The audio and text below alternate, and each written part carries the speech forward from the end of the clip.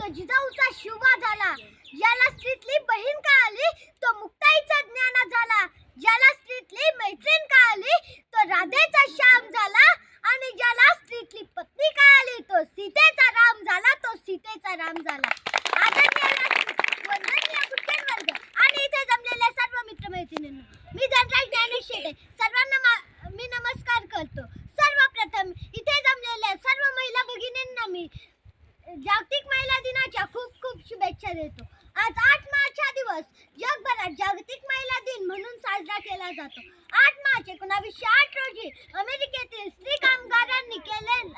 कामगारांनी कामाचे तास कमी करणे व सुरक्षितता इत्यादी मागण्या करून ऐतिहासिक निदर्शना केली. स्त्रियांनी स्वतःच्या हक्कासाठी केलेला हा पहिला लढा होता.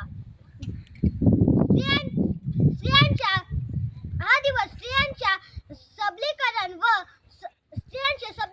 स्त्री शक्तीचा सन्मान करण्यासाठी साजरा केला जातो. जाता जाता एवढंच म्हणेल, वार नाही ती तलवार आहे, वार नाही ती तलवार आहे, ती तलवारीची धार आहे, ती तलवारीची धार आहे. स्त्री म्हणजे अबला नाही, ती तर धगधगता अंगार